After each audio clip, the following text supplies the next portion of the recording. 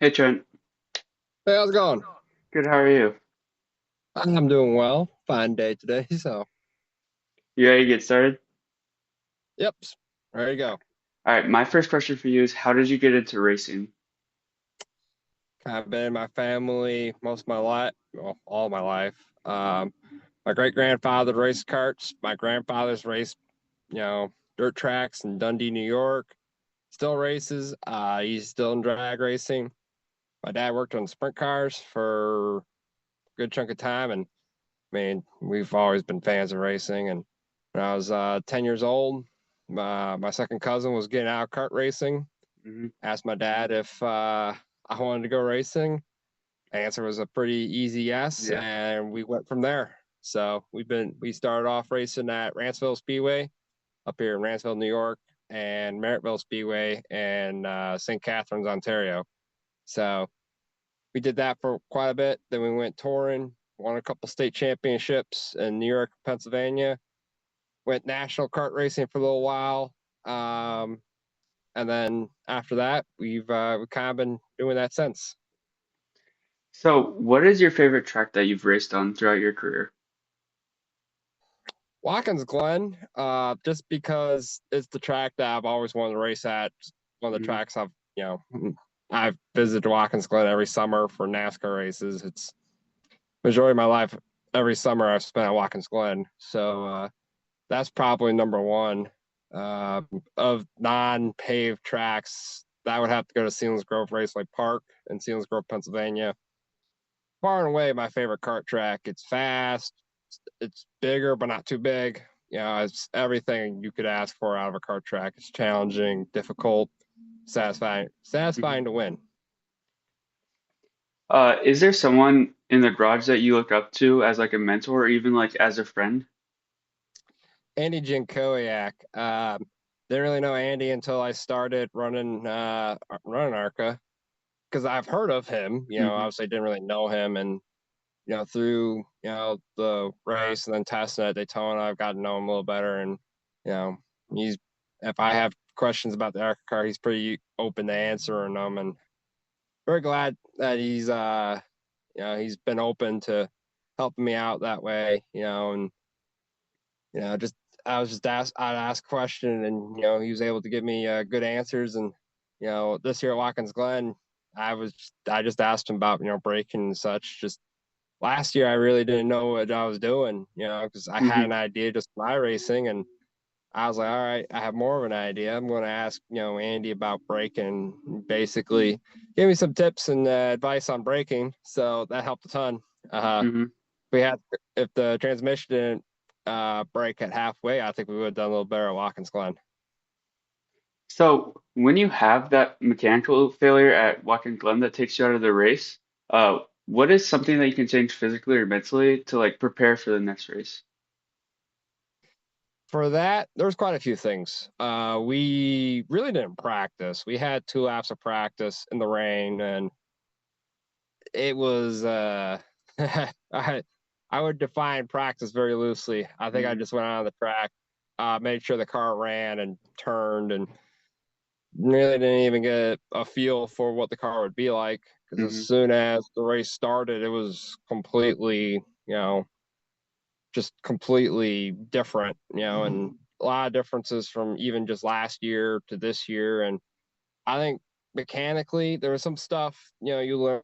I think you just learn little things from everything. If you don't win, everything you have is a learning opportunity, Hmm. and that day there was a lot to learn. There was a lot to put in the memory bank for future races. So that one in particular, don't stop at the bottom of the S's.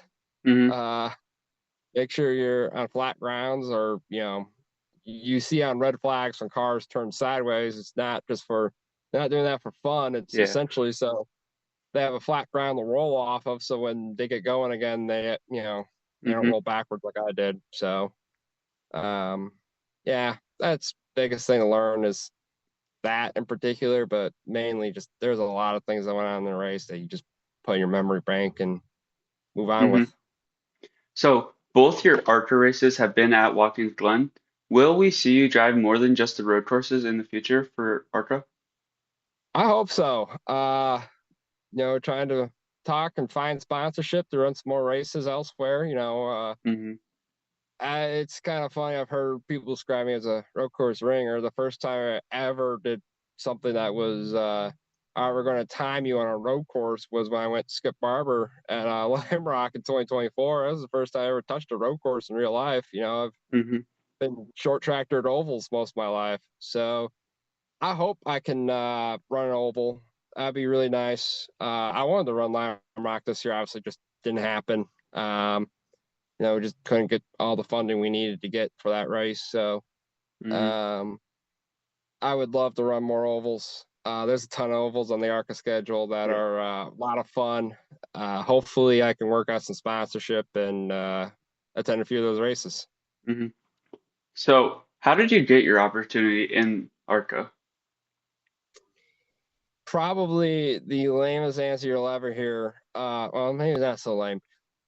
Like 2024 or so, I'm racing online on iRacing with some of my buddies, and one of my buddies works in the Nascar industry. He goes, "Hey, you're pretty good at these road courses, and you're doing pretty well. Have you considered like doing this in real life?" I was just like, at that point, 2024, 2023, I was kind of in a transition period with the car.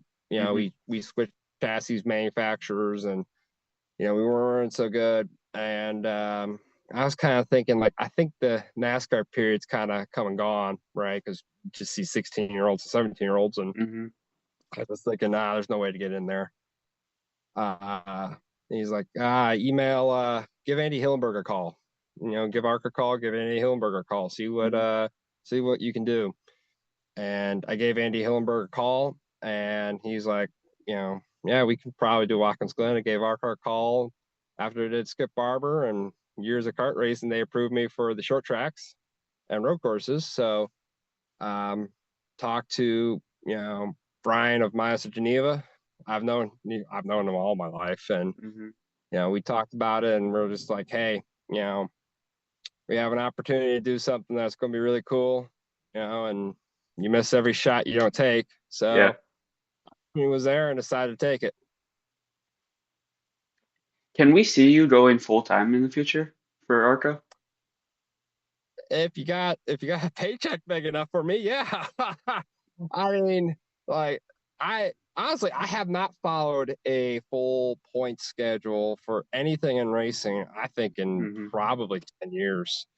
Um, I have been very much a big game hunter type of racer. Just Hmm. we go from state to state, race to race, find the biggest and the baddest, and go race them. And if I got a sponsor that you know we'd be down to do it, I'd be down Hmm. to do it. I'm not opposed to doing it. I'd love to do it. Just money talks, and right now we don't have a whole lot of money that's talking. So Hmm. hopefully everybody who watches this goes to your local Midas and tell them that you're there and you want to see more of the Midas car on track, and or anyone who might be interested in sponsoring an ARCA driver. I'll go full time. I'd love to go full time. It's just got to have the Hmm. right opportunity and the money to do so. What are some things that you like to do for fun when you're not actually racing? Um, well, biggest thing is you live in Buffalo. You got Bills and Sabres up here. Going to the Bills games, Sabres games is a lot of fun. Just Hmm. watching those two teams. It's been a blast.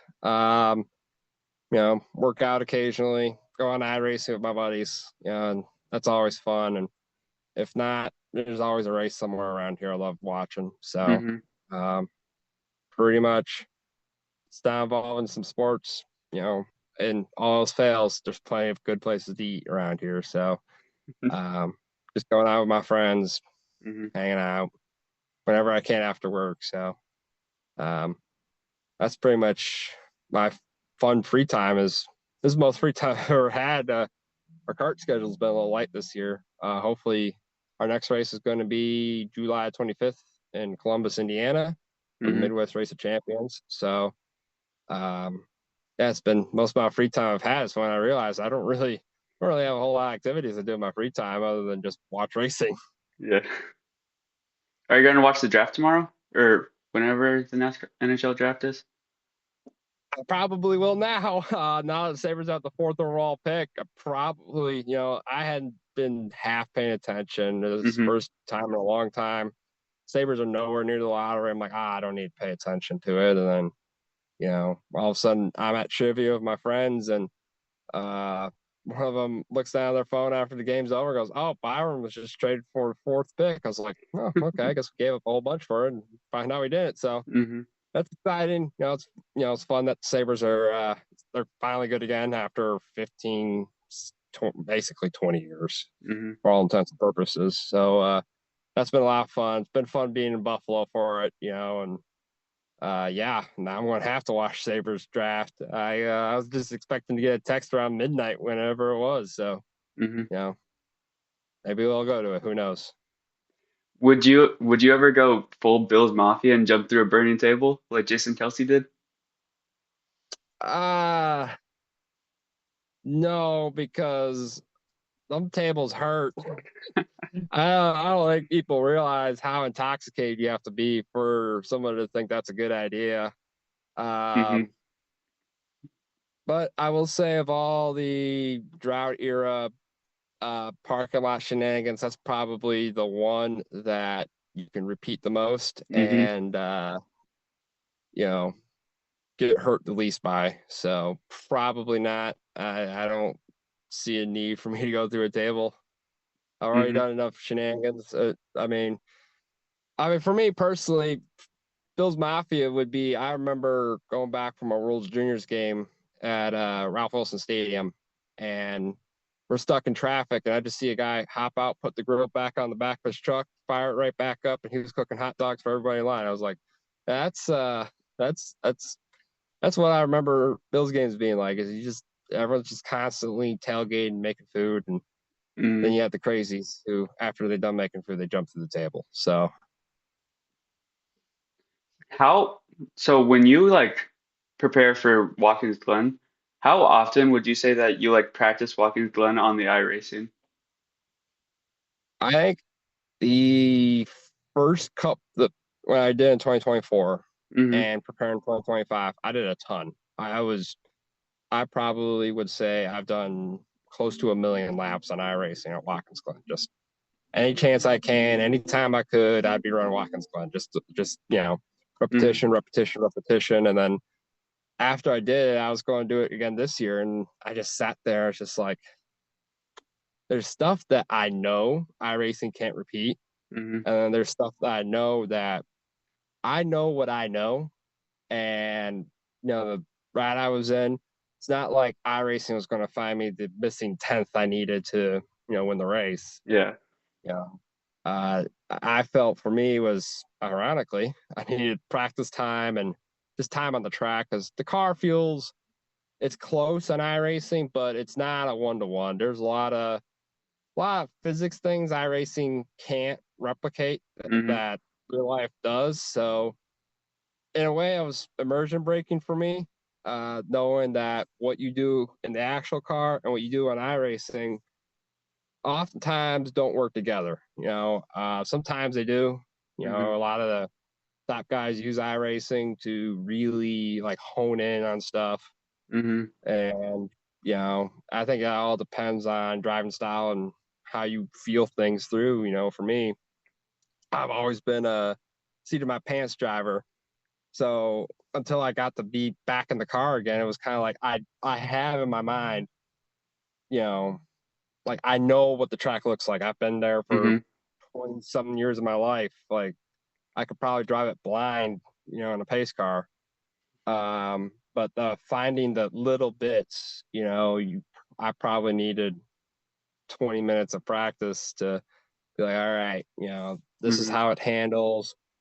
This is, how it feels. And I think this year for our team at least, the track being completely green threw us a curveball because um, normally when the race is in August, they've already had racing on it. They've had a ton of races on it. They have a Trans Am race, a 6 hour, just constant events.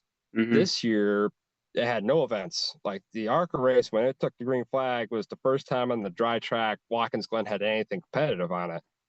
So you're looking at essentially a totally clean surface. Like nothing had really laid rubber down on it. So I think it made our cars too much into the track, I think, in retrospect. So I think if we had practice, that would have solved a lot of our issues. And iRacing kind of can do that, obviously with Mm-hmm. the track states. But again, I hadn't thought of that it was going to rain because all week leading up to it, so it was going to rain Thursday and Friday was going to be fine. And wouldn't you know it, Friday came about. I started to walk Mm-hmm. from my campsite to the Arca garage. I'm like, it's raining. Great. So, but yeah, live and learn, I guess. Mm-hmm. So my last question for you is, what advice would you give to someone trying to get into racing? Don't be afraid to stay in carts. I think too many, don't be afraid to stay in carts and try to live as normal of a life as you can. Mm-hmm. It's something I did, and I can attest. I think 17-year-old Trent, maybe he has 100th more pace. Maybe he has, half a tenth more pace. Not really sure. I mean, results wise would indicate that, but I think 17-year-old Trent wasn't mature enough to drive stock cars or drive cars that big or do interviews or, represent companies. Mm-hmm. Um, and I learned so much in kart racing, and just wreck avoidance, racecraft, just knowing, you know, not being Mm-hmm. afraid of speed because kart racing is fast. Like when you go national touring, it's fast. It's very difficult to do. And I think it teaches you a lot about momentum. It teaches you a lot about passing Mm-hmm. that, yeah, you can slam and crash your way through everything. That's all fine and well. But how many races you win truly depends on how good you get with it, and Mm-hmm. yeah, I think there's probably an appropriate time and place to move up to late miles, move up through the divisions. But with the kart, I feel like you can learn a lot just staying in kart racing and understanding how kart racing works. And Mm-hmm. I think it's one advantage I feel like I've had was that being in karts forever. You learn so much about racecraft and you learn so much about just the little minor things that you're not so concerned about driving a car that might have more power than you're ready for. Mm-hmm. You drive a cart, you learn your basic fundamentals, then you're ready to say, okay, I can get more power. I can do bigger things that, the speed doesn't scare me anymore. So that'd be the biggest thing. And then obviously, I was surrounded by my friends and family at Watkins Glen. And I think for me, it allowed me to appreciate the moment, allowed me to appreciate sacrifices that other people have to make to put yourself there that, Mm-hmm. maybe 10 years ago that if I had just been in full, horse blinders, going to the racetrack all the time, that's all I would know about. Mm-hmm. Maybe I wouldn't have appreciated the moment so much. So that's just, those are the two biggest things for me. Well, that's all I've got for you. Thank you, Trent, for doing this. Thank you. Glad to have you.